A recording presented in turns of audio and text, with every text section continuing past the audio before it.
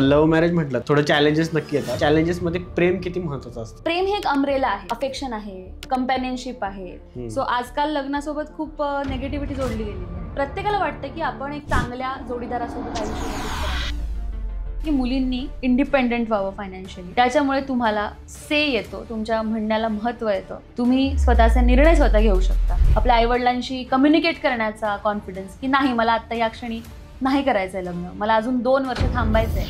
एकतर प्रेम का आई वडील, कारण घरच्यांच्या विरोधात जाऊन लग्न करणं हे प्रत्येक मुलीला जमत नाही. गोल्ड डिगर ही जी कॉन्सेप्ट आहे, so this is totally wrong. स्त्रीला पैसा लागतो हे म्हणणं फार सोपं आहे. स्त्रीच्या मनामध्ये ज्यावेळी ती लग्न करते त्यावेळी ह्या बेसिक गोष्टी येणं अगदी साहजिक आहे. जे आपण बघितलं असेल की खूप मुली असतात की लग्नानंतर एखादी गोष्ट आवड असते किंवा त्यांच्या काही कारणाच्या गोष्टी त्या डिस्कंटिन्यू करतात, तर त्या कशा ती सिच्युएशन हँडल केली पाहिजे? की येस मी लग्न करते, सो ही नाती मी माझ्या आयुष्यामध्ये आणतीये नवीन. तिथे डिसॲग्रीमेंट्स होणार आहेत, माझ्या नवऱ्यासोबतही डिसॲग्रीमेंट्स होणार आहेत. परफेक्शन का हवंय आपल्याला मॅरेजमध्ये? आपल्या जॉबमध्ये असतं का परफेक्शन? दोघांनी नाही केली पाहिजे, ना नवऱ्याने ना बायकोने. ॲडवाइस द्यायची स्त्रीला की तिचं लग्न होणार आहे एखाद्या मुलीला, तर मग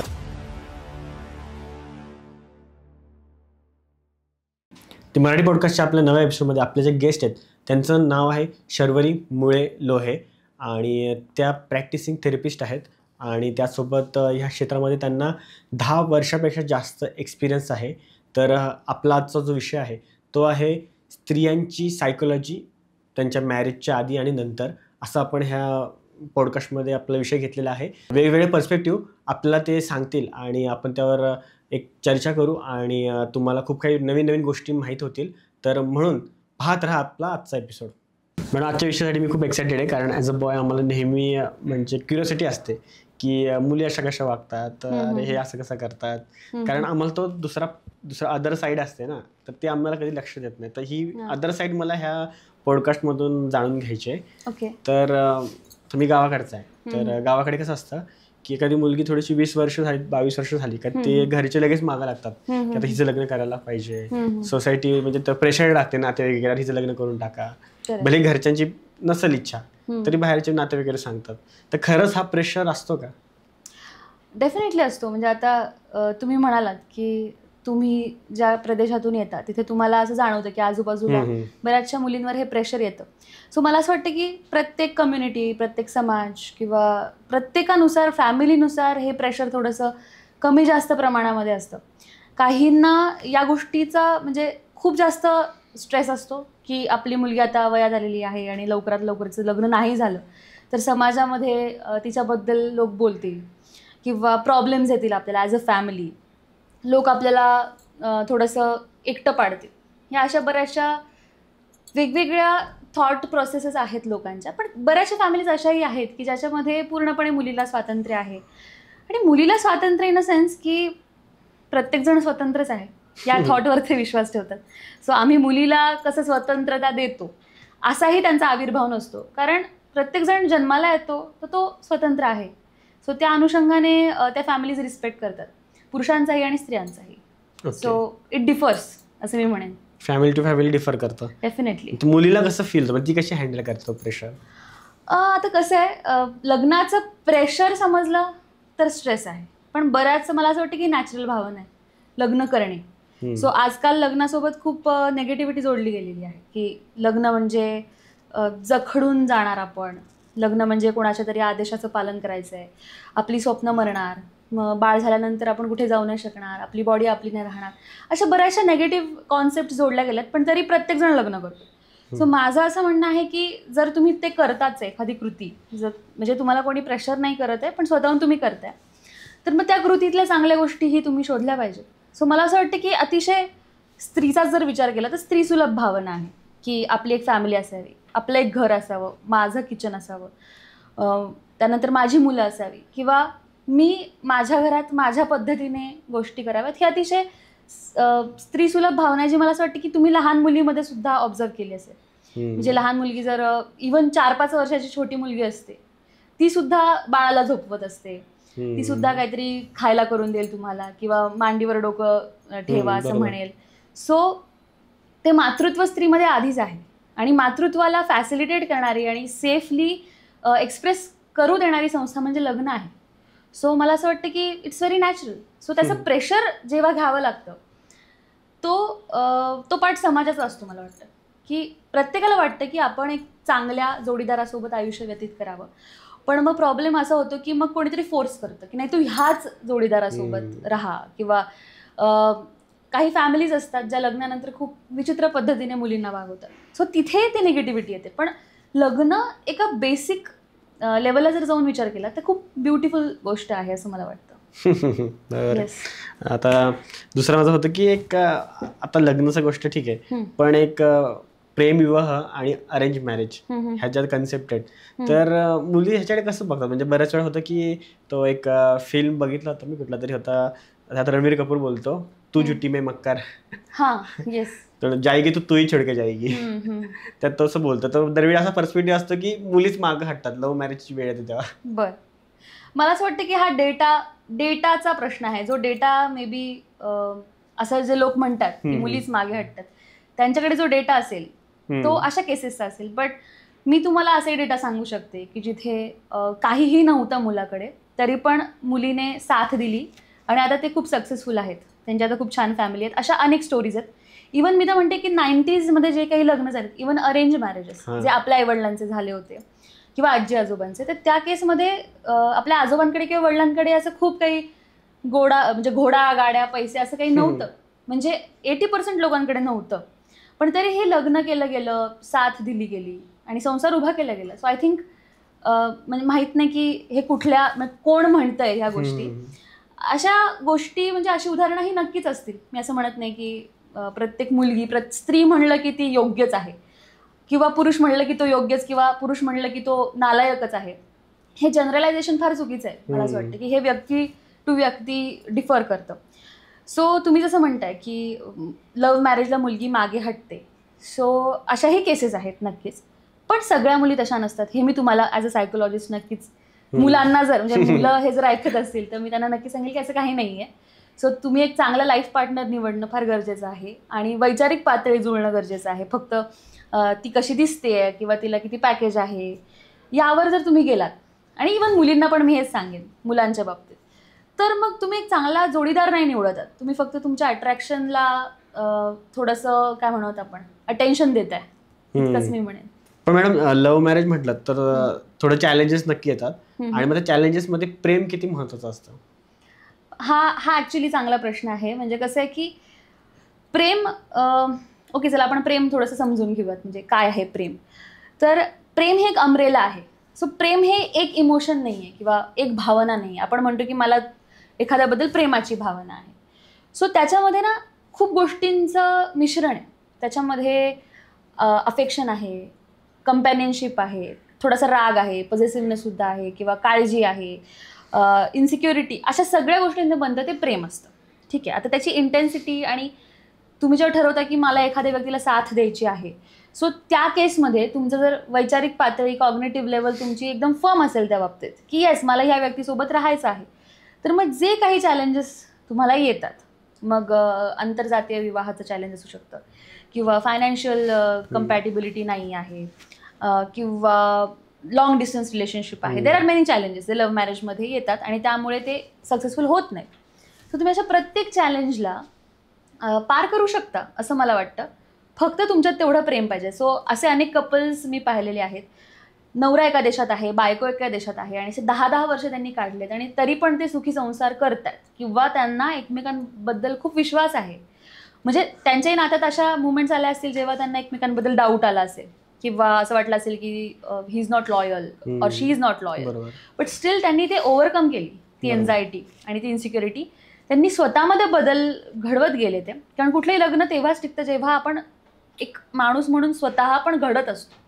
असं नाही होणार की मी आत्ता या लेवलला आहे आणि माझ्या लग्नानंतर 10 वर्षांनी पण मी जर याच लेवलला असेल तर, आणि माझं पार्टनर थोडा पुढे निघून गेला आहे वैचारिक पातळीने, तर आमच्यात वाद होणार आहे. त्यालाही थोडंसं अपग्रेड व्हावं लागेल, मलाही थोडंसं अपग्रेड व्हावं लागेल ॲज अ पर्सन, तर आम्ही आमच्या नात्यामध्ये अपग्रेड होणार. सो मला जर कुठल्या गोष्टीची इन्सिक्युरिटी आहे तर ही माझी जबाबदारी आहे की तो माझा ट्रेट नेगेटिव्ह आहे का हे ओळखणे आणि स्वतःच बदल घडवणे. सो तिथे पण थेरपी काम करते बऱ्याच वेळा. म्हणजे मॅरेज काउन्सिलिंगमध्ये आपण कपलमधले आर्ग्युमेंट सोडवण्यापेक्षा आपल्या स्वतःमध्ये काय प्रॉब्लेम्स आहेत ते आधी सॉल्व्ह करतो आणि मग आपोआपच त्यांच्यामधल्या गोष्टी सॉल्व्ह होतात. स्वतःला नीट केलं का ऑटोमॅटिक आपला पार्टनर नीट राहतो येस येस येस डेफिनेटली. आणि पार्टनर नीट राहतोच. आपण खुश असलो की आपण दुसऱ्यासोबत खुश राहू शकतो, नाहीतर आपण नाही राहू शकत. दुसरा कितीही चांगला असेल, किती ग्रीन फ्लॅग असेल, तरी आपल्याच मनात जर रेड फ्लॅग असतील स्वतःविषयीच, किंवा आपण प्रत्येक गोष्ट निगेटिव्हलीच घेत असू जगात येणारी, आयुष्यात येणारी, तर मग कोणी आलं तरी आपण त्यांच्यासोबत सुखी संसार नाहीच करू शकत, असं आहे. ठीक आहे. पण अरेंज मॅरेज आपण बघतो की एखादी गावाकडची मुलगी आहे, तर कसं असतं, गावाकडच्या मुली असतात त्यांना आधीच सराउंडिंग असं असतं की बाबा तुला असं असं करायचंय, तुझं शिक्षण असं होणार आहे आणि शिक्षण झाल्यानंतर तू 2 वर्षानंतर तुझं लग्न होणार आहे. मग त्यांनी कसं डिफेंड करावं घरच्यांना की अरे त्यांनी कसं त्या समाज व्यवस्थेला म्हणावं की नाही मला अजून माझं पुढचं करिअर आहे, तो प्रेशर असतो त्यांना, ते घाबरतात बोलायला. मला असं वाटतं फायनान्शियल इंडिपेंडन्स ही खूप मोठी इथे की आहे. जर तुम्ही खूप छान शिकलात, आणि आजकाल कसं झालंय की स्किल बेस्ड सोसायटी आहे, म्हणजे स्किल बेस्ड तुम्हाला पैसा मिळू शकतो. पूर्वी कसं असायचं की एक सर्टन नोकरी केली, गव्हर्नमेंट जॉब केला, किंवा कंपनीज पण खूप प्रायव्हेट कमी असायच्या, सो जॉब्स लिमिटेड होते. आता लोक म्हणतात की बेरोजगारी वाढली आहे, पण मला असं वाटतं की एवढे जॉब्स वाढलेत, म्हणजे आता सोशल मीडियामुळे सुद्धा अनेक वेगवेगळे क्रिएटिव्ह जॉब्स ओपन झालेले आहेत, किंवा एन नंबर ऑफ अपॉर्च्युनिटीज आहेत जगामध्ये. मला असं वाटतं की तुम्ही आधी स्वतः इंडिपेंडेंट व्हा फायनान्शियली, अशा स्टेजला या की जिथे तुमचं ऐकलं जाईल. कारण हे कितीही बिटर वाटलं तरी पण हे ट्रूथ आहे की जेव्हा तुमच्या खिशात पैसे असतात तेव्हा लोक तुमचं ऐकतात. मग ते आईवडील पण त्याच्यामध्ये येतात बऱ्याच वेळा. आणि जे जेन्युनली जे आईवडील, म्हणजे खरं तर पैसा यामुळे मॅटर करतो की त्यांना हा कॉन्फिडन्स येतो की आपली मुलगी एकटी राहू शकते. आता ती जर एवढा छान पैसा कमवतीये, ती जर या लेवलला गेली, याचा अर्थ तिला आपण फोर्स नको करूयात, हा त्यांनाही कॉन्फिडन्स येतो. बऱ्याच वेळा असं असतं ना की पालकांना फार इच्छा असते की त्यांना मुलीला शिकवायचं असतं किंवा तिला नसतं बंधनात अडकवायचं, पण तुम्ही ज्या मुलींबद्दल बोलताय की तरीही त्यांना ते प्रेशर देतात. सो अशा पालकांना पण आपण थोडंसं त्यांच्याबद्दल समाज खूप गैरसमज करतो. मला असं वाटतं त्यांची जी कन्सर्न आहे ती समजून घेतली पाहिजे. 10 पैकी 2 पालक असे असतील, 2 जोड्या पालकांच्या, आई बाबांच्या, ज्या अट्टहासामुळे लग्न लावून देतात किंवा जे अजिबात मुलीचा विचार करत नाहीयेत, आणि त्यांना असं होतं की जो पहिलं स्थळ येईल, जे श्रीमंत वाटलं, चांगलं वाटलं, लग्न लावून दिलं. या कॅटेगरीमधले कदाचित 2 पालक असू शकतात, पण उरलेले 8 तसे नसतील. तसे कदाचित त्यांना माहितीच नसेल की हे कसं हँडल करायचं. सो मला असं वाटतं की मुलींनी इंडिपेंडेंट व्हावं फायनान्शियली. त्याच्यामुळे तुम्हाला से येतो, तुमच्या म्हणण्याला महत्त्व येतं, तुम्ही स्वतःचे निर्णय स्वतः घेऊ शकता, आणि आपण म्हणूयात तो जो कॉन्फिडन्स जगात वावरण्याचा गरजेचा आहे, किंवा एखाद्या मुलाला नाही म्हणण्याचा कॉन्फिडन्स, किंवा आपल्या आईवडिलांशी कम्युनिकेट करण्याचा कॉन्फिडन्स की नाही मला आत्ता या क्षणी नाही करायचं आहे लग्न, मला अजून 2 वर्ष थांबायचं आहे, किंवा तुम्ही जो म्हणताय त्या मुलाशी मला नाही करायचं लग्न, माझे काही वेगळे क्रायटेरियाज आहेत, माझे काही वेगळी स्वप्न आहेत, हे सांगता येणं आधी महत्त्वाचं आहे की म्हणजे हे सांगता येण्यासाठी कॉन्फिडन्सची गरज आहे मला वाटतं, आणि तो तुम्हाला फायनान्शियल इंडिपेंडन्स देईल, मेंटल इंडिपेंडन्स सुद्धा देऊ शकतो. ओके, म्हणजे स्वतः आत्मनिर्भर बना असं म्हणू शकतो की आत्मनिर्भर झाल्या गोष्टी ओके होतील.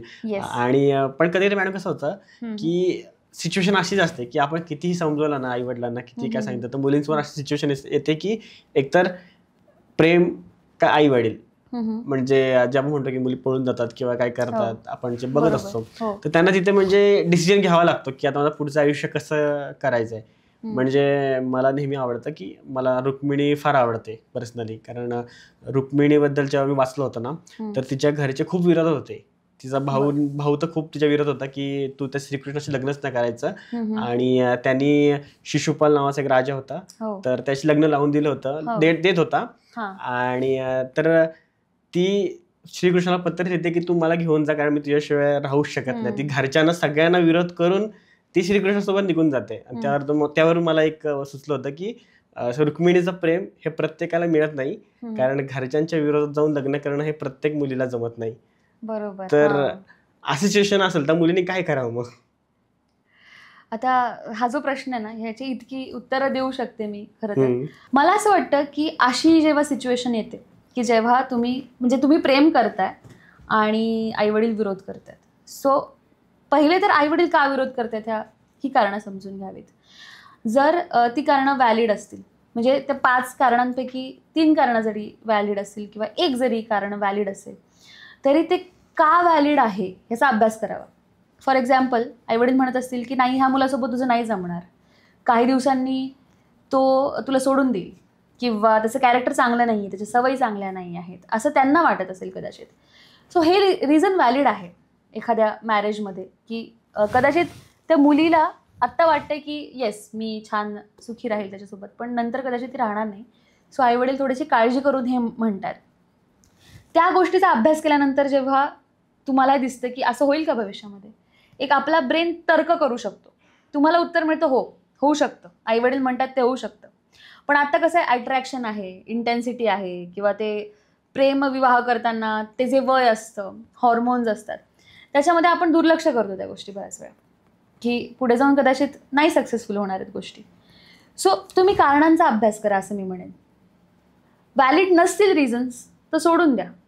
सोडून द्या म्हणजे कसं, की तुम्ही कितपत कन्व्हिन्स करू शकताय त्यांना. जर एखाद्या व्यक्तीला कन्व्हिन्स व्हायचं असेल ना, तर तो ऐकून घेतो.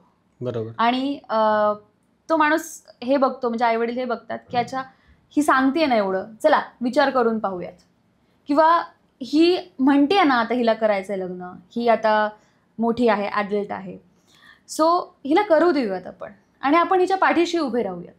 सो हा पण एक मॅच्युअर पर्स्पेक्टिव्ह काही पालकांचा असतो, जो असायला हवा खरं तर.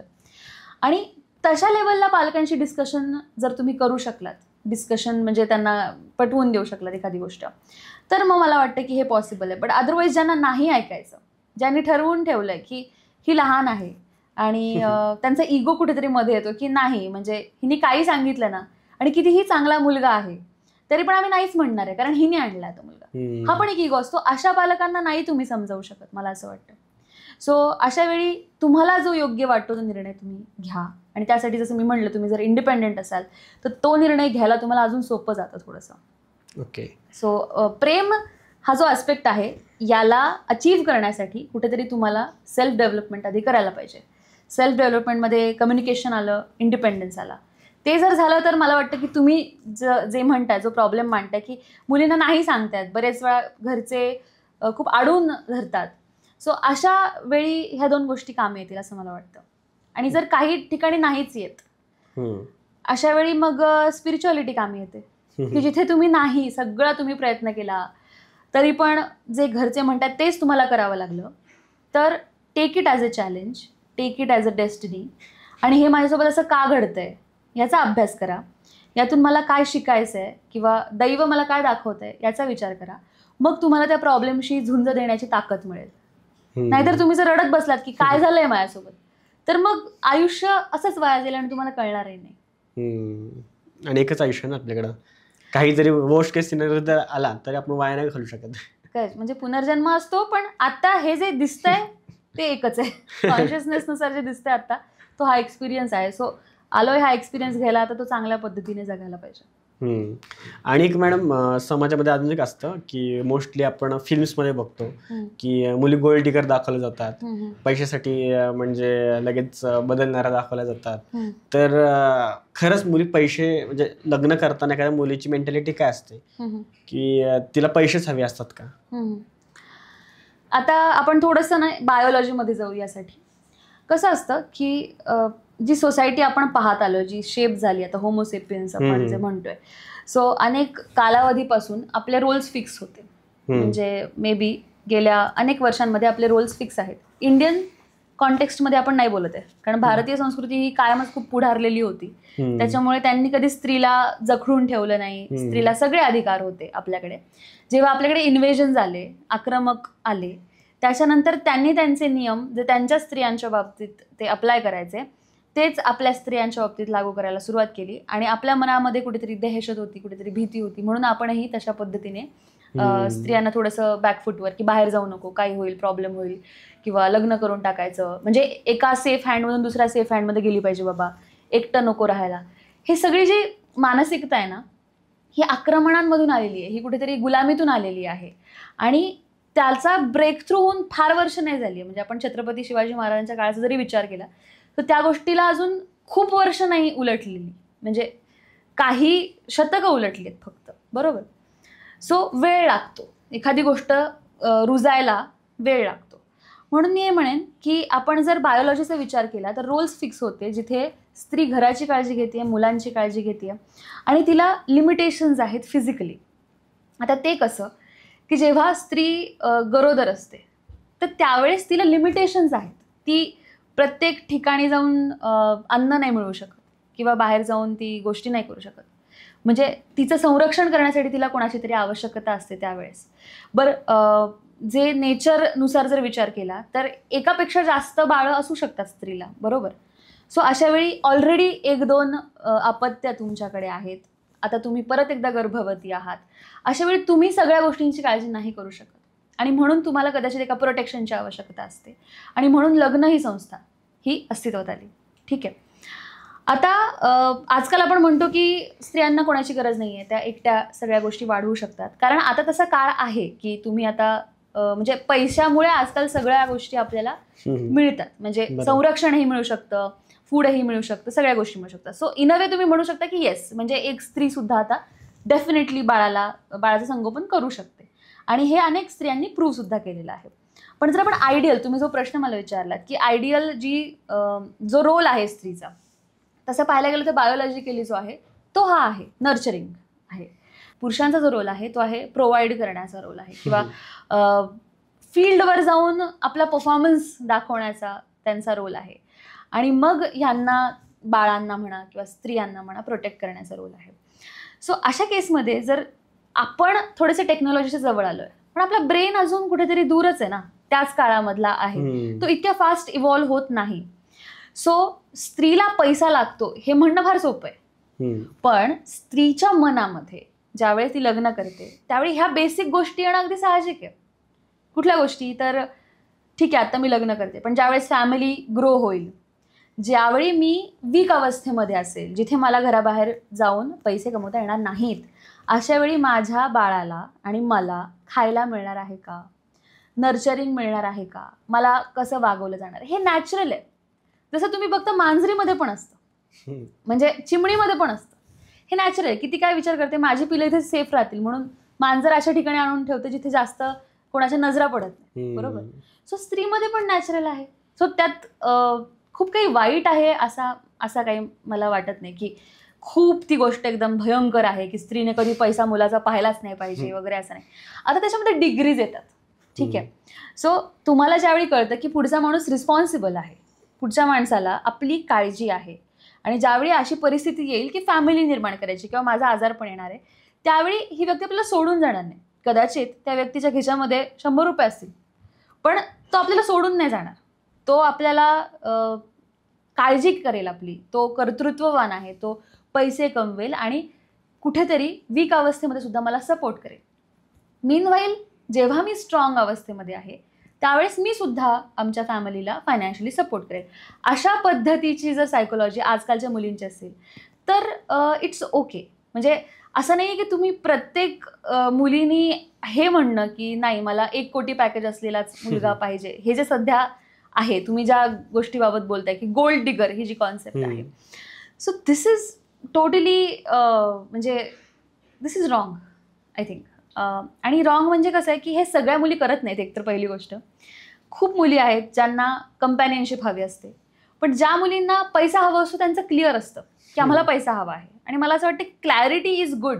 सो त्याला चूक आणि वाईट नाही ठरू शकत. She is clear in her mind की तिला पैसा हवा आहे. सो अशाही काही मुली आहेत, वी कांट जज देम. आणि अशाही काही मुली आहेत ज्यांना पार्टनरकडे पैसा नसूनही they are cool about it आणि त्यांना माहिती की आपण सोबत मिळून संसार करणार आहोत. सो त्याही चांगल्या आहेत. So clarity is important. तुम्हाला काय पाहिजे तुम्ही आधी ते ठरवा. काही मुलींना नसतो पैसा पाहिजे, सेकंडरी असतो काहींसाठी. काही स्वतः इंडिपेंडंट असतात, त्यामुळे त्यांचं असं नसतं की अरे बाळ झाल्यावर त्यांनीच पाळायला पाहिजे. दे आर लाईक की ओके मी आणि माझे बाळ अजून 2-3 बाळ मी सांभाळू शकते, मला एक पार्टनर पाहिजे. हे पण एक क्लॅरिटी आहे, ही पण चांगली क्लॅरिटी आहे. सो आय थिंक प्रत्येक स्त्रीनुसार हा अप्रोच बदलतो. So this is the answer I think. म्हणजे इंडिव्हिज्युअल टू इंडिव्हिज्युअल डिफर करू शकता. Definitely yes. But gold digger ही कॉन्सेप्ट म्हणजे every girl is gold digger हे जे जनरलायझेशन आहे हे फार चुकीचं आहे. मग तुम्हाला काय वाटतं हे जनरलायझेशन होतं कसं? म्हणजे आपण जे म्हणतो की बॉलिवूड फिल्म्समध्ये दाखवलं जातं, जे आपण कशी म्हटलो, ते होतं कसं? म्हणजे असं पर्स्पेक्टिव्ह समाजात तयार कसं होतो? तयार असा होतो की ज्यावेळेस एक स्ट्रॉंग पुरुष असतो, म्हणजे ज्याला आपण जे आजकाल ती टर्म आहे alpha male. So alpha male is somebody की जो त्याच्या आजूबाजूला खूप सुंदर सुंदर स्त्रिया आहेत फॉर एक्झाम्पल, आणि त्याचं असं आहे की आता माझ्याकडे पैसा आहे, माझ्याकडे पॉवर आहे, आय कॅन प्रोटेक्ट यू, तुला कुठली ज्वेलरी पाहिजे ती मी तुला देऊ शकतो. सो अशा पद्धतीला ज्यावेळी समाजामध्ये अनेक लोक तयार होतात आणि ते स्त्रियांना कुठेतरी ऑब्जेक्टिफाय करायला लागतात किंवा उपभोग घेण्याची वस्तू किंवा उपभोग घेण्याची व्यक्ती म्हणून त्यांना ट्रीट करतात. सो ज्यावेळी असा सीन लोकांना दिसतो, पिक्चर्समध्ये असेल, नॉवेल्समध्ये असेल, तेव्हा लोकांना वाटतं की हे सगळ्या स्त्रिया आहेत या. पण ॲक्च्युली त्या, मला असं वाटतं, समाजाचा 5% हिस्सा असेल कदाचित. 95% स्त्रिया खूप वेगवेगळं काहीतरी आयुष्य जगत आहेत, खूप साथ देत आहेत आणि खूप चांगल्या पद्धतीने संसार उभे करत आहेत, अनेक लहान मुलांना चांगले चांगले संस्कार देत आहेत. इतकंच नाही तर घरासाठी कमावत आहेत, आईवडिलांची काळजी घेत आहेत, नवऱ्याला सपोर्ट करत आहेत, समाजासाठी कार्य करत आहेत. सो आय थिंक मला वाटतं 95% वर फोकस करूयात दॅन 5%, कारण हे 5% असणारच आहेत, प्रत्येक काळात असणार आहेत, प्रत्येक समाजात असणार आहेत, प्रत्येक देशात असणार आहेत, कालपरत्वे. सो ते it's a reality of the society की काही काही लोक असतात ज्यांना लक्झरी, पैसा, कम्फर्ट या गोष्टी इझी वेमध्ये हव्या असतात आणि त्यासाठी त्यांनी काही मार्ग निवडलेले असतात. It's as simple as that. But प्रत्येक मुलगी गोल्ड डिगर आहे हे नाही आहे, हे नक्कीच नाही आहे. म्हणजे मी एक ऑब्झर्व केलं होतं की जे फिल्म्स असतात आपले बॉलिवूडचे फिल्म्स, ते बनताना रिअल लाईफवरच, म्हणजे एखाद्या डायरेक्टरने बघितलेलं असतं किंवा स्टोरी रायटरने बघितलेलं असतं लोकांमध्ये, पण तरी पण काही जे ॲस्पेक्ट आहेत ना ते त्यांनी इमॅजिनरी टाकलेले आहेत. म्हणजे डॉक्टर म्हटला का तो असा दिसतो, तो वकील म्हटला का तो असा दिसतो, पोलीसवाला असला का तो असा दिसतो. म्हणजे आता उद्या जर मला एखादी फिल्म काढायची, ठीक आहे, तर माझ्याकडे जर अंबानीच, आता अंबानी नाहीत आणि ते माझ्याकडे आले ॲक्टिंगसाठी की एक मला श्रीमंत व्यक्ती म्हणून मला तुम्ही कास्ट करा म्हणून, तर मी त्याकडे बघून म्हणाल की अरे तू तर श्रीमंत दिसत नाहीस. श्रीमंत व्यक्ती म्हणजे कसा असतो, एकदम चांगला, गाडीतून येणारा, माचो दिसणारा, एकदम बॉडी चांगली आहे, हेल्थ चांगली आहे, बरोबर, असा. हे फिल्म करताना त्यांनी अशा माइंडसेटने बनवलेत. तर त्यामुळं हा बराचसा इफेक्ट पडणार का वाटतो, असं तुम्हाला वाटतं का थोडं? हो, अगदी बरोबर. म्हणजे टाईपकास्ट केलेल्या असतात गोष्टी की जर पॉलिटिशियन असेल तर एक सर्टन लुक असतो किंवा श्रीमंत व्यक्तीचा सर्टन लुक आहे, किंवा सावळ्या मुली ह्या जनरली दाखवल्या जातात की किंवा सावळे मुलं हे थोडेसे फायनान्शियली वीक आहेत, जे फेअर असतात ते कुठेतरी स्ट्रॉंग असतात, इव्हन मुलींमध्ये सुद्धा ते आहे. सो आय थिंक तेच म्हटलं मी की आक्रमणकारांचा जो माइंडसेट आहे तो कुठेतरी आपल्यामध्ये अजूनही आहे ना, की ज्यांनी आपल्यावर आक्रमणं केली. सो असं कन्सिडर केलं जातं, म्हणजे माझं त्याच्यात असा खूप रिसर्च नाही आहे, पण कन्सिडर केलं जातं की ते फेअर स्किन्ड होते बऱ्यापैकी, राईट. सो फेअर स्किन्ड लोक जेव्हा आक्रमण करतात थोड्याशा डस्की स्किनवर किंवा ब्राऊन स्किन जी आपली स्किन असते अशा लोकांवर, त्यावेळी त्यांच्यामध्ये तो एक कुठेतरी दुसऱ्याला कमी लेखण्याचा आस्पेक्ट असतो आणि तो समाजापरत्वे तो येत राहतो. आणि अशा काळामध्ये जर एखादी बहीण गोरी जन्माला आली, एखादी बहीण थोडीशी सावळी जन्माला आली, सो गोरी कशी चांगली आहे हे नॅचरली तिला मावशी पण सांगते, तिला आत्या पण सांगते, काकू पण सांगते, आई वडील आजी सगळेजण हेच म्हणत असतात की ही कशी उजवी दिसते, ही कशी नाही दिसत. सो हे रुजलेलं आहे आपल्यामध्ये, आपल्या सगळ्यांच्या सायकोलॉजीमध्ये हे रुजलेलं आहे. म्हणूनच असे एक्सपेरिमेंट्सही झाले की जिथे डार्क स्किनला थोडंसं कन्सिडर केलं गेलं की इन्फेरियर कन्सिडर केलं गेलं, जे की नव्हतं. म्हणजे तो जो माणूस होता, 2 माणसं उभी केली होती, त्याच्यामध्ये श्रीमंत किंवा सक्सेसफुल माणूस होता, तो ॲक्च्युली डार्क स्किन्ड होता, पण लोकांना ओळखायला लावलं होतं की कोण आहे बाबा सक्सेसफुल. तर लोकांनी फेअर स्किन असलेल्या लोकांना चूज केलं. तर मला असं वाटतं की दिस इज इन आर सायकोलॉजी म्हणा किंवा आपल्यात फिअर माइंडसेट तो आहे अजूनही, म्हणून आपण स्वतःला कुठेतरी कमी समजतो आणि त्यामुळे बॉलिवूड त्याचा फायदा घेतं ॲज युजल आणि म्हणून ह्या गोष्टी होतात. पण आपण हे कन्सिडर करणं म्हणजे अतिशय चुकीची गोष्ट आहे. असं मला वाटतं. आणि तुम्ही एक गोष्ट म्हणतो मॅडम की सेल्फ इंडिपेंडेंट बनावं आपण, म्हणजे मुलींनी स्पेशली सेल्फ इंडिपेंडेंट बनावं, स्वतःचे डिसिजन स्वतः घ्यावे. पण ज्यावेळी मुली सेल्फ इंडिपेंडेंट होतात, एखादी मुलगी समजा ती चांगली शिकली आहे, चांगली कमवतीये, तर मग ती मग बऱ्याचशा रिजेक्शन मोडमध्ये जाते की मग आपल्या कॉम्पेटेबल म्हणतो की ना आपण की मी अशी आहे तर माझ्यासाठी पार्टनर पण असा असावा. कारण आपल्या समाजामध्ये नेहमी असं चालत आलंय की मुलगा जर इंजिनियर आहे तर मुलगी थोडी त्याच्या खाली शिकलेली असते किंवा अशा टाईपचं सगळं चालत आलेलं असतं. मग ती मुलगी काय करते की बाबा माझ्या लेवलचा कोण आहे का तेच बघायला करते. तर मग अशा मुलींना तुम्ही कसं बघता? मला असं वाटतं की ह्याच्यापैकी बऱ्याच मुली ह्या खूप विचार करून ह्या कन्क्लुजनवर आलेल्या असतात की का बरं मला माझ्या लेवलचा पाहिजे. असं नसतं की माझं पॅकेज सर्टन आहे आणि त्याचं पॅकेज पण तेवढंच पाहिजे. म्हणजे हे पैशाचा विचार नसतो याच्यामध्ये, फक्त पैशाचा नसतो याच्यामध्ये, थोडासा विचारांचाही असतो प्रभाव. की आपण जनरली जज करतो या गोष्टींना की आता मी एका सर्टन करिअरमध्ये आहे, माझे हे विचार आहेत, सो मी तसाच मुलगा निवडला तर त्याचेही कदाचित तसेच विचार आहेत, असे एक समज त्यांचा असतो आणि म्हणून त्यांनी तसा निर्णय घेतलेला असतो. बऱ्याचशा मुलींचा तो समज खरा ठरतो, बऱ्याचशा मुलींचा खरा ठरत नाही. पण तो एकदमच चुकीचा डिसिजन आहे असं मी पुन्हा एकदा म्हणणार नाही. पण डेफिनेटली ज्यावेळी तुम्ही पार्टनर चूज करता तेव्हा तुम्ही त्याचं करिअर किंवा तो तुमच्याच करिअरमधला आहे का किंवा तो किती पैसे कमवतो ही गोष्ट सेकंडरी ठेवावी अशी मला नेहमी, हे मी सायकोलॉजिस्ट म्हणून मला असं वाटतं. त्याचं कारण असं आहे की पैसा तुम्हाला तेव्हाच एन्जॉय करता येतो जेव्हा तुमचं मन प्रसन्न असतं. नाहीतर तुमच्या अकाउंटमध्ये खूप पैसे आहेत पण तुमचं मन, तुम्हाला माहितीच नाही की कसं प्रसन्न करावं किंवा एक भांडण झालं त्यातून कसं उभरावं किंवा काहीतरी चॅलेंज आलंय त्यातून कसं बाहेर पडावं, हे जर येतच नसेल. This is a psychological skill. To be happy is a psychological skill. So ते जर तुमच्याकडे नसेल तर त्या सेव्हिंगचा काय फायदा नाही आहे, त्या गाडीचा काहीच फायदा नाही आहे, त्या फ्लॅटचा काहीच फायदा नाही आहे. सो म्हणून मी नेहमी म्हणते की हे सेकंडरी असू द्या, ही गोष्ट ती कन्सिडर करा, डेफिनेटली करावी लागते आजकालच्या काळामध्ये. पण फर्स्ट थिंग ती नसावी when it comes to marriage, असं मी त्यांना नक्की सांगेल त्या मुलींना.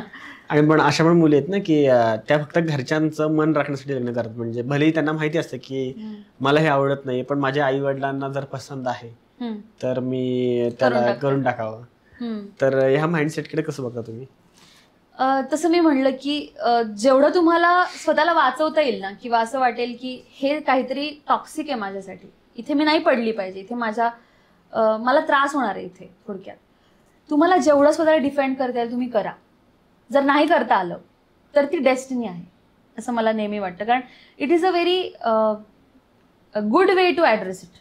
बिकॉज तुम्ही जर म्हटलात की नाही नाही असं होऊच कसं शकलं तुझ्यासोबत, तुम्ही जर तिच्या मनातला अंगार धगधगता ठेवला आणि तिला त्या परिस्थितीतून बाहेर येण्याचा स्कोपच दिला नाही तर मग ती कशी त्या गोष्टीला डील करेल? तुम्ही तिला हे सांगा की तुझ्यासोबत जे घडणार होतं, जे घडलं ते घडणारच होतं आणि तू प्रयत्न केला पण ते घडून गेलं. आता त्यातनं बाहेर ये. टॉक्सिक गोष्ट असेल त्याच्यात स्टे करू नको, राहू नको त्याच्यात. म्हणजे मी या मुलींना हे सांगेन की तुम्ही समजा आईवडिलांच्या इच्छेने लग्न केलं, काही अशा गोष्टी तुम्हाला फेस कराव्या लागतात ज्या खूप विचित्र आहेत आणि ज्या कुठल्याही मुलीला नाही आवडणार. एखाद्या लग्नामध्ये डिसरिस्पेक्ट आहे किंवा बाकीच्याही गोष्टी आहेत. सो डोंट स्टे देअर, हे मी नेहमी सांगते. पण गोष्टी जर छोट्या मोठ्या आहेत, म्हणजे इगो इश्यूज आहेत किंवा छोटे मोठे स्वभावांचे इश्यूज आहेत, सो तुम्ही ह्या मॅरेजमधून बाहेर पडलात तरी पुढच्या मॅरेजमध्ये तुम्हाला हे इश्यूज येणार आहेत. सो डिवोर्स घ्यायचा हा पण एक म्हणजे कधी घ्यायचा हे पण एक फार प्रबोधनाचा विषय आहे की कोणी घ्यायलाच पाहिजे डिवोर्स आणि कोणी थोडंसं ऍडजस्ट करू शकतं डिवोर्समध्ये, हाही एक वेगळा विषय. सो त्या मुलींच्या बाबतीत मला तेच वाटतं की जर झालं असेल आता तुमच्याकडनं की लावून दिलं लग्न बाबा, तर आता त्यावर विचार करणं बंद करा की कसं लावून दिलं लग्न. जर लावून दिलं आहे, टॉक्सिक आहे, तर बाहेर पडा, प्रयत्न करा ॲटलिस्ट. आणि जर तुम्हाला वाटते की नाही नाही वर्कआउट होऊ शकेल, माणूस काही वाईट नाही, सो अशा वेळी वर्कआउट करा. तो एक चांगला मार्ग आहे असं मला वाटतं. आणि आधी जसं मी म्हणलं की जर तुम्हाला कन्व्हिन्स करायचंच असेल आईवडिलांना तर तुम्हाला कॉन्फिडंट बनावं लागेल. पण एक मुलीमध्ये भीती पण असते ना की जेव्हा लग्न करायचं असतं, भले समोरचा व्यक्ती चांगला आहे, आपलं प्रेम पण आहे, पण ते कुठलं विचारतो, मुंबई पुणे मुंबई, त्यामध्ये जी ती मुक्ताबेचं कॅरेक्टर दाखवलंय, तर तिला नेहमी कन्फ्युजन असतं की मी ही गोष्ट करावं का म्हणजे लग्न तिचं होणार आहे उद्या, तरी पण तिला एक भीती असते मनात. तसं बऱ्याच मुलींच्या मनामध्ये भीती असते की अरे मी केपेबल असेल का, ह्या नवीन सगळं जे सासू सासरे असतील त्यांना मी म्हणजे सांभाळून घेईल का, किंवा तो चिडला किंवा तो जर असं वागला तसं वागला, म्हणजे मनातच आपण पर्स्पेक्टिव्ह बनवतो. तर ही सायकोलॉजी कशी ब्रेक करायची मुलींनी? मला असं वाटतं की लग्नात जसं मी म्हटलं पॉझिटिव्ह गोष्टी काढायच्या तर खूप आहेत. जर तुम्ही एका घरात जाताय, तुम्हाला नवीन नाती मिळत आहेत, हे कॉन्ट्रोवर्शियल ठरणार आहे मी जे बोलते, कारण लग्नाविषयी एवढं चांगलं का बोलते एखादी स्त्री, असा पण एक प्रश्न लोकांना पडू शकतो. But there are many people ज्यांना खूप चांगली फॅमिली मिळाली लग्नानंतर, म्हणजे सासरे असतील, सासू असेल, नणंद असेल, दीर असेल, खूप वेगळी फॅमिली मिळाली जी तेवढीच त्यांना प्रिय आहे जेवढी त्यांना माहेरची फॅमिली आहे. याच्यावर नक्कीच मुलींनी कमेंट करून सांगावं की ज्यांना खरंच अशी चांगली फॅमिली मिळाली आहे त्यांचाही अनुभव त्यांनी मांडावा. कारण social media only feeds negativity sometimes. Okay, so वाईट अनुभव की सासूने त्रास दिला तर तो अनुभव एवढा शेअर होतो, एवढा रिलेटेबल आहे, कारण तसं होतं, बऱ्याच ठिकाणी होतं तसं की तुम्हाला एखाद्या गोष्टीचं वाईट वाटू शकतं किंवा खरं, म्हणजे there is a thin line between toxicity आणि स्वभाव वैशिष्ट्य असं आपण म्हणू शकतो. म्हणजे एक टॉक्सिक गोष्ट आहे की जी तुमच्यासाठी हार्मफुलच आहे, म्हणजे तुम्ही अन्याय सहन करूच नका तो तशा पद्धतीचा. आणि एक अशी गोष्ट आहे की पुढचा माणूस त्याच्या स्वभावानुसार त्याचं मत मांडतोय. सो मला वाटतं की ही जी दुसरी गोष्ट आहे ना, की जर कोणी त्यांचं मत मांडलं तर आपण तेवढे ओपन पाहिजे त्या गोष्टीला. प्रत्येक ठिकाणी आपण असं नाही म्हणू शकत की ह्यांना असं वाटूच कसं शकतं. ज्या ठिकाणी कोणाच्याही बाबतीत, मग सासू सासरे नवरे कोणाच्याही बाबतीत आपण जर असं म्हणतो की हे असं नाहीच पाहिजे, मी काय केलं की अन्याय हा मी एक सेक्शन वेगळा केला की जिथे तुमच्यावर अन्यायच होतोय तिथे तुम्ही अजिबात सहन करू नका. पण जिथे डिफरन्सेस ऑफ ओपिनियन आहे की ही गोष्ट टॉलरेट होऊ शकते, या गोष्टीला ऍक्सेप्ट करता येऊ शकतं किंवा इव्हेंच्युअली बदलता येऊ शकतं, अशा गोष्टी ह्या आपण टॉलरेट करून किंवा ऍक्सेप्ट करून मला असं वाटतं पुढे जायला पाहिजे. सो ही जी भीती आहे मुलींच्या मनामध्ये ती साहजिक आहे, बऱ्याच ठिकाणी ती असते. पण मला असं वाटतं की कोणीतरी प्रेशर देते म्हणून लग्न करण्यापेक्षा बाय चॉईस लग्न करा की येस मी लग्न करते, सो ही नाती मी माझ्या आयुष्यामध्ये आणतीये नवीन, तिथे डिसॲग्रीमेंट्स होणार आहेत, माझ्या नवऱ्यासोबतही डिसॲग्रीमेंट्स होणार आहेत, पण त्यांना पुढे नेत स्वतःमध्ये अपग्रेडेशन करत करत मी माझं आयुष्य जगण्याचा निर्णय घेतलेला आहे. दिस इज मॅरेज. परफेक्शन का हवंय आपल्याला मॅरेजमध्ये? आपल्या जॉबमध्ये असतं का परफेक्शन? कधीच नसतं. आणि ह्या परफेक्शनची अपेक्षा दोघांनी नाही केली पाहिजे, ना नवऱ्याने ना बायकोने, ना सासू सासऱ्यांनी ना सुनेने. म्हणजे मी तेच सांगते की देयर इज नथिंग परफेक्ट. मग AI जनरेटेड मॅरेज पाहिजे, मग सगळं प्रॉम्प्ट देऊन आपण नाही ना करू शकत, माझा मॅरेजचा हा प्रॉम्प्ट आहे असंच पाहिजे मला, असं नाही होत. इट्स अन एक्सपिरियन्स आणि तो तुम्ही चूज करा की मला हा एक्सपिरियन्स घ्यायचा आहे. आणि नसेल घ्यायचा तरी इट्स ओके, ठीक आहे. म्हणजे काहींना नाही वाटत लग्न करावं, त्यांना वाटतं दे आर गुड, तर ठीक आहे, काही प्रॉब्लेम नाही. बरोबर. समाज म्हणून त्या गोष्टीचे थोडेसे तोटे आहेत, पण आपण प्रत्येक ठिकाणी समाज म्हणून विचार नाही करू शकत, काही ठिकाणी इंडिव्हिज्युअली करावा लागतो. So it's okay. ह्यावर मला एक फनी केस आठवली होती, म्हणजे मध्ये एक आलं होती वाचनामध्ये की त्या मुलीने केस टाकली होती की मला माझी सासू आणि घरचे म्हणतात की तू घरकाम कर, मी जॉबवरनं आल्यावर किंवा थोडंसं तुझी तरी कामं ऍटलिस्ट कर. तर मग त्याची ह्याचे म्हटले की हा काय अन्याय नाहीये, तू एकटी जरी राहिली असती तरी तुला स्वतःच्या गोष्टी तर कराव्या लागल्याच असतं ना. तू असं एक्सपेक्ट कसं करू शकते की तू दुसऱ्याच्या घरी गेल्यावर नंतर 100% कामं माझी सगळे मी गेल्यावर फक्त बसणार आणि बाकी सगळ्या गोष्टी होत राहणार. म्हणजे मग त्या म्हणत की अगदीच काही मुलींचं असतं किंवा मला काहीच काम नाही करायचं जाऊन, की सगळ्या गोष्टी म्हणजे त्या दुसऱ्यांनीच करायला पाहिजेत. आणि थोडं जरी त्यांना कोणी सांगितलं ना की तुम्ही जसं म्हणतात ना की एक अन्याय होतोय का स्वभाव होतोय का किंवा स्वभाव आहे हे तुम्ही डिफरन्शिएट करा पहिलं, किंवा ही खूप बेसिक गोष्ट आहे. कोणी एखादं म्हणतात तुम्हाला की हे उचल किंवा इकडे आणून ठेव, तुझे कपडे तिकडे ठेव, कधी कधी मुली ह्यावर मग चिडतात की मला असं कसं सांगितलं, मला कसं बोललं. मला असं वाटतं ना की याच्यामध्ये ना खूप एक थिन लाईन आहे. म्हणजे ज्यावेळेस स्त्री घरात येते ना तिच्याकडनं एक्सपेक्ट केलं जातं की तिने घरातलं सगळं काम करावं, मग मे बी बाकीचे लोक करतही नसतात कदाचित.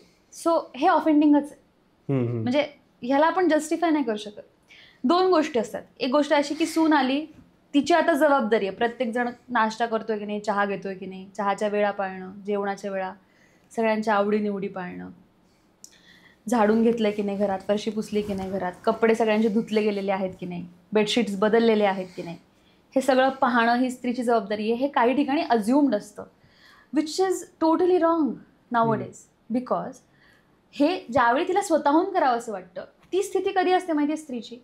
ती ज्यावेळी तिच्या डिवाइन फेमिनाईनमध्ये असते, तिच्या सुंदर फेमिनाईन एनर्जीमध्ये असते, त्यावेळी तिला नॅचरली वाटते की माझ्या घरातले सगळे लोक जेवलेत का, त्यांना योग्य तो आहार मिळतोय का, न्यूट्रिशन आहे का, त्यांना झोप नीट लागते का, त्यांचे कपडे स्वच्छ आहेत का, हे तिला नॅचरली वाटायला लागतं. आणि ते डिवाइन फेमिनाईन कधी अनलॉक होतं माहिती आहे? तिला प्रेम मिळतं तेव्हा, रिस्पेक्ट मिळतो तेव्हा. म्हणजे असे पण घरं आहेत, म्हणजे सासूबाई ज्या असतात घरातल्या, सो त्या म्हणतात त्या स्वयंपाक करतायत, नवीन सून आलेली ना, तुम्हाला पण थोडंसं तिला फील करून द्यावं लागेल. उगाच येऊन ती तुमच्या घरात भांडे का घासणार आहे? म्हणजे आजकालच्या मुली तरी नाही करणार. पूर्वीच्या काळामध्ये मजबुरी होती म्हणा, किंवा खूप लहान वयामध्ये लग्न होते म्हणा. आजकाल ती 28-30 वर्षाची आहे, ती स्वतः कमवते, तिने घरी नाही केलेलं या सगळ्या गोष्टी. ती असं नाही आहे तिला की नाही करायचंय, तिला पण इच्छा आहे ना स्वतःचा संसार उभा करण्याची. पण तुम्ही डायरेक्ट की हां एक्सपेक्टच करायला लागलात की भांड्या, दिस वॉन्ट वर्क. सो मला असं वाटतं की सगळ्यांनी मिळून कामं करावे. घर सगळ्यांचं आहे, जर पैसा सगळ्यांमुळे येतोय तर कामही सगळ्यांमुळे. मी असं अजिबात म्हणत नाही की पुरुषांनीच कामं करावे किंवा ज्या सासूबाई करत आलेल्या त्यांनीच काम करावं, सुनेने एकदम मस्त राजेशाही थाट. नाही, तुमचे कामं आहेत. प्रत्येकजण अस्तित्वात येतो तर त्याला एक स्वतःचं तरी करता आलं पाहिजे. स्वतःची रूम स्वच्छ ठेवणं, स्वतःचं घर स्वच्छ ठेवणं हे बेसिक आहे. म्हणजे ह्याच्यामध्ये कोणी करावं यापेक्षाही ते कसं कोलॅबोरेटिव्हली करता येईल यालाच तर फॅमिली म्हणतात. सो यामध्ये मी घरच्यांच्या या बाबतीत विरोधात असते की कुणाच्याही घरचे की जे एक्सपेक्ट करतात की नाही सुनेने हे केलंच पाहिजे. ती करेल, कुठलीही मुलगी नक्कीच करेल. तिला त्याच्या डिवाइन फेमिनाईनमध्ये येऊ द्या आधी. Love her like that. तिला त्या पद्धतीचा रिस्पेक्ट द्या. तिला मुलगी समजा, नुसतं म्हणू नका की मुलगी आहे. नाही, तिला समजा. कारण ती तिच्या घरी जेव्हा मुलगी म्हणून वाढलेली असते त्यावेळी मुलगा आणि मुलाला दोघांनाही गरम पोळी वाढलेली असते आईने. ही मुलगी आहे म्हणून तिला गरम पोळी नाही वाढायची असं नसतं झालेलं मोस्ट ऑफ द फॅमिलीजमध्ये. काही असतात फॅमिलीज, पण 10पैकी 8 मध्ये तर आईचं प्रेम सेमच असतं मुलगा आणि मुलगीचं. तिने पण अभ्यासाच्या वेळेस कामं नसतात केलेली घरातली. सो आता तिला जर खूप लोड आहे, आता मार्च एंड आहे वगैरे, खूप लोड आहे तिला, सो अशा वेळी तुम्ही नाही एक्सपेक्ट करू शकत ना तिच्याकडनं की तिने सगळंच केलं पाहिजे 5 वाजता उठून. आणि जर तुम्हाला असं वाटत असेल तिने करावं, सो त्या पद्धतीचं वातावरण घरात मेंटेन करावं. तेवढं ह्युमनली पॉसिबल पण नाही ना की काम करून आल्यावर नंतर आपल्याला कोणाला मुलगा असो मुलगी सगळे दमतात. सगळे दमतात. आणि कसं होतं की एकच माणूस जर खूप करायला लागला ना तर चिडचिडा बनतो. त्याच्या लक्षात येत असतं हे की तो पण थकून आलाय, मी पण थकून आले. तिची फार इच्छा असते त्याला गरम गरम पोळी करून वाढण्याची.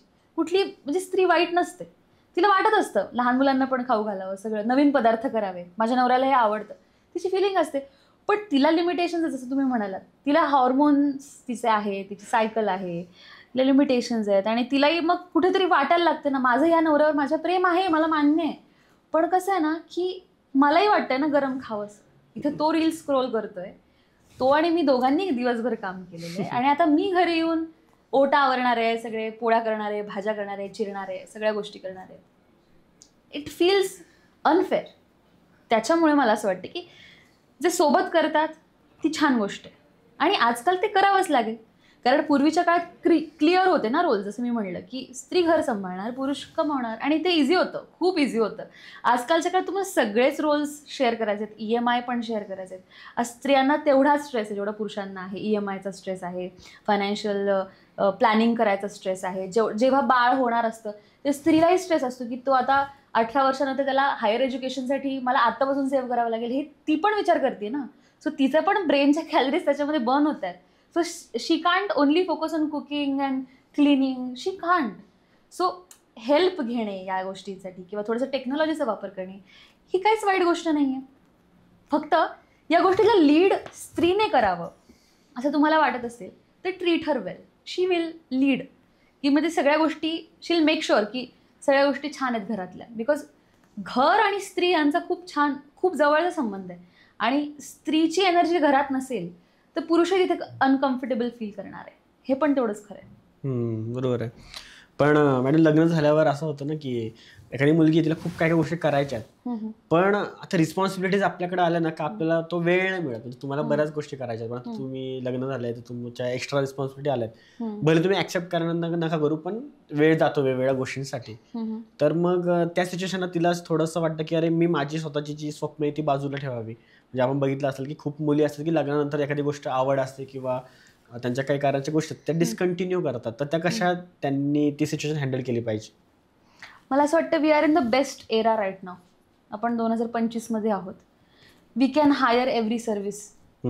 सो मला असं वाटतं की तुम्हाला जर करायचंच आहे ना, म्हणजे करायचंच ठरवलं तर काहीही करताय. हो बरोबर. आणि हे जे एक्सक्यूज आहे, मला असं वाटतं की ही सिम्पथी गेनिंगचा पण एक प्रकार असतो कुठेतरी, की मला जर डोंगर चढायचा आहे तर त्यासाठी मला खूप इन्क्लिनेशनवर चढावं लागणार. तेव्हा माझे पाय दुखणार आहेत, गुडघे दुखणार आहेत, माझे पाठ दुखणार आहे, मला तहान लागणार आहे, मला क्रॅम्प्स येणार, सगळं होणार आहे मला.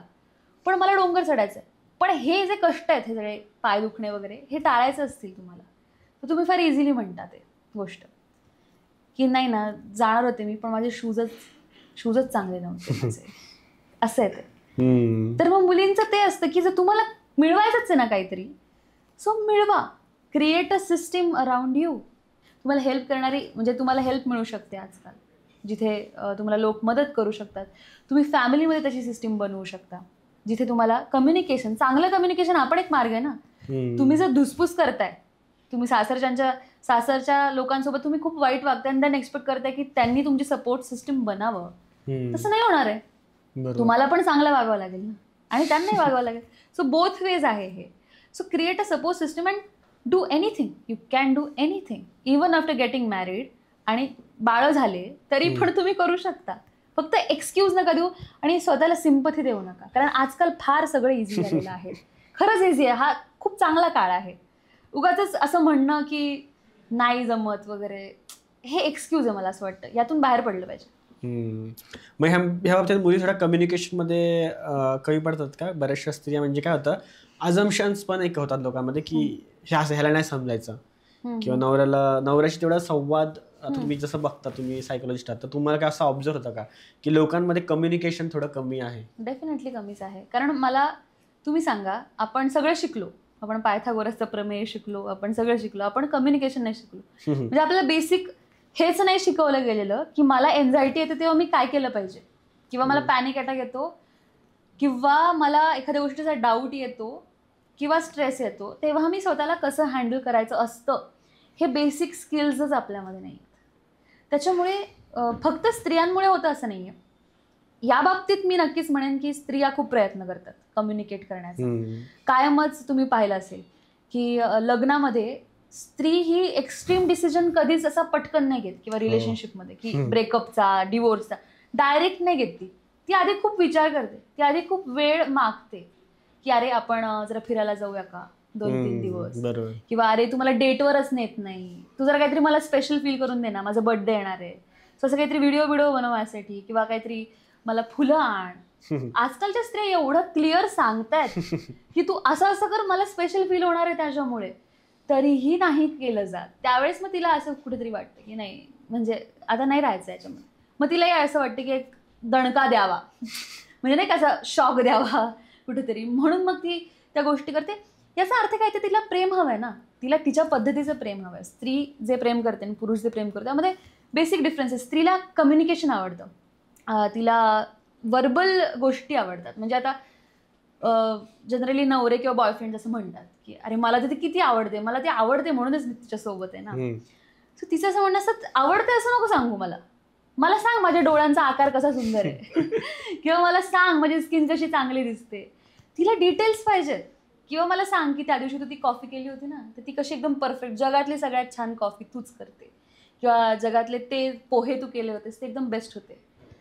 तिला ते पाहिजे. म्हणजे फक्त कॉम्प्लिमेंट्स असं नाही, डिटेलमधल्या चर्चा तिला आवडतात, स्त्रीला आवडतात. आणि ते कम्युनिकेशन तिथे पुरुष नक्कीच कमी पडतात असं मी म्हणेन. बरेचसे पुरुष कमी पडतात. आणि पण ही एक चांगली गोष्ट आहे की आत्ता म्हणजे 90sला जन्माला आलेले जे मुलं आहेत किंवा 2000मधले जेनझीज पण आहेत बऱ्यापैकी, ते खूप सेन्सिटिव्ह आहेत. म्हणजे ते स्त्रीकडे ना खूप चांगल्या पद्धतीने जेंटली बघतात. ही खूप छान गोष्ट आहे. आणि हा काळ म्हणजे माझी आजी जी आहे, आता माझे हजबंड जे आहेत, आता समजा एखादी गोष्ट माझ्याकडनं चुकली, फॉर एक्झाम्पल समजा माझ्याकडनं काचेचा ग्लास फुटला आणि माझ्या हजबंड तिथे आहेत, सो ते खूप जेंटली रिॲक्ट होणार वगैरे, उचलायला लागणार काचा वगैरे, कारण म्हणजे पर्सन म्हणूनच ते खूप चांगले आहेत. आजी मला म्हणते, बापरे तुझा नवरा काहीच चिडत नाही, आमच्या वेळेस आम्ही असं केलं असं तर. सो हे हसण्यावर आपण नक्कीच नाही, तुम्हालाही हसू येतं, पण मी थोडा डीप जाऊन विचार करते की म्हणजे किती बदल झाला आहे या पिढ्यांमध्ये. म्हणजे कदाचित माझ्या आजोबांच्या काळात, पणजोबांच्या काळात स्त्रीकडनं काही फुटणं, मीठ जास्त पडणं पदार्थात, या गोष्टी पण पाप म्हणून कन्सिडर केल्या जायच्या. तांडव व्हायचा घरामध्ये, मारहाण होऊ शकायची कदाचित बऱ्याचशा घरांमध्ये. आणि आजकाल किती इव्हॉल्व्ह झाल्यात गोष्टी, म्हणजे की आजकाल अशी एक जनरेशन आहे, इवन मुलांची पण, जी या सगळ्या ट्रॉमातून बाहेर आली आहे. त्यांनी कंटिन्यू नाही केली आहे ती टॉक्सिसिटी जी आधी होती. सो मी स्त्रियांनाही हे सांगेन की तुम्ही पण ती कॅरी करू नका कुठल्या तरी, म्हणजे हो स्त्रियांना ऑप्रेस केलं गेलं आहे, स्त्रियांवर अत्याचार झालेत, मला मान्य आहे, बरेचसे झालेत, अजूनही होत आहेत, पण don't stay there, come out of it, evolve. उत्क्रांती ही ऑनगोईंग प्रोसेस आहे, ती अजूनही चालू आहे आपल्यामध्ये. कुठेतरी सूक्ष्म लेवलवर आपल्यात उत्क्रांती घडतीये आणि ती मानसिकही घडली पाहिजे असं मला वाटतं. तर मॅडम, आता आपण ह्या पॉडकास्टमध्ये खूप डिस्कस केलं की एका स्त्रीची सायकोलॉजी काय असते लग्नानंतर, लग्नाच्या आधी. तर ॲडवाईस द्यायची एका स्त्रीला की जिचं लग्न होणार एखाद्या मुलीला, तर मग तुम्ही काय तिला सांगाल की हे मुद्दे ॲटलिस्ट तू क्लिअर ठेव मनामध्ये? खूप छान प्रश्न आहे ॲक्च्युली. मी हे सांगेन की तुझ्यात खूप पॉवर आहे, म्हणजे तू जेवढी विचार करतेस ना त्याच्यापेक्षा तुझ्यात खूप पॉवर आहे. आणि तू या छोट्या गोष्टीत अडकू नको की मला कसं वाईट वागवलं जातं समाजात, किंवा एक स्त्री म्हणून माझं कसं दुय्यम स्थान आहे, हे मुळात तूच फील करू नको. त्याच्यामुळे तुला इतर फील करणारे लोक, त्यांची संगत तुझी सुटेल आणि तू अशा लोकांना भेटशील जिथे खरंच म्हणजे आपण म्हणतो की नारीची पूजा केली जाते, अशा ग्रुपमध्ये तू येशील, असे लोक तुला भेटतील. आधी तू स्वतःची पूजा करायला शिक. म्हणजे पूजा म्हणजे अशी बॅड सेन्समध्ये नाही की मी जे म्हणेन तेच खरं वगैरे, असं नाही, पण तुझ्यातले जे दिव्यत्व आहे, स्त्री म्हणून असलेलं दिव्यत्व, त्याला सोडू नकोस. हे मी सगळ्या स्त्रियांना नक्की सांगेन. कारण आपण पुरुष बनायला जातो तिथेच आपण चुकतो.